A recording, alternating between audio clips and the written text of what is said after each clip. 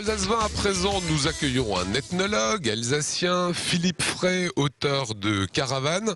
Vous êtes un spécialiste des déserts, on vous connaît bien maintenant en Alsace. Comment d'abord les gens dans le désert font-ils pour s'orienter? Comment font-ils pour se déplacer? Lionel, par exemple, on va dans le désert pendant 48 heures, on va mourir. Oui, le caméraman et tout le monde, on va mourir. Donc comment font ces gens pour survivre alors que normalement on devrait mourir? On n'a pas de repère. Donc finalement, le seul repère que vous ayez, c'est le soleil. C'est le soleil. Et plus exactement, votre ombre.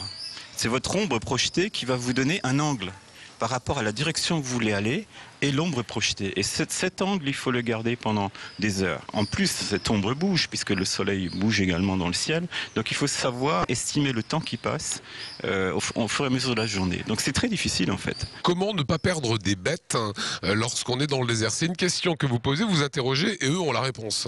Ils emmènent du fourrage, ils emmènent du pâturage pour leurs animaux, sachant très bien qu'il n'y en aura pas. Et ils font des dépôts. À peu près tous les 3-4 jours, ils déposent des gros ballots d'herbe qu'ils retrouveront au retour. Et comme il y a d'autres caravanes, on pourrait très bien voler les ballots des autres caravanes, mais non, c'est sacré. On saurait immédiatement qui les aurait volés et on les lâcherait pas, quoi. C'est un milieu hostile. Vous buvez combien de litres d'eau dans les airs et un chamelier en boit combien?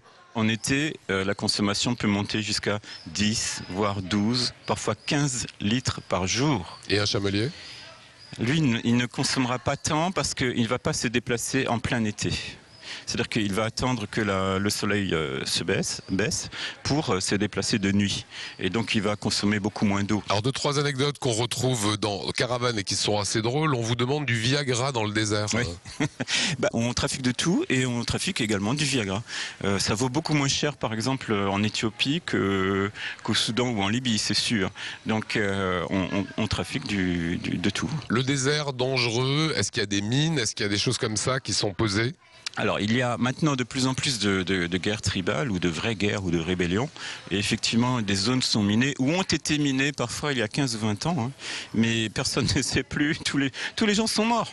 C'est entre ceux qui ont posé les mines, ceux qui ont explosé sur les champs de mines, les armées régulières, irrégulières, personne ne sait plus qui les a posées et où.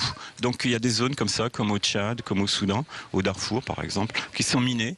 On sait vaguement où c'est, donc on évite la zone. Mais celui qui ne connaît pas, il va se foutre dedans. Voilà, belle expérience des déserts. Caravane, vous en parlerez avec Philippe. Ça sera après-demain à la librairie Kléber, donc samedi à 16 h.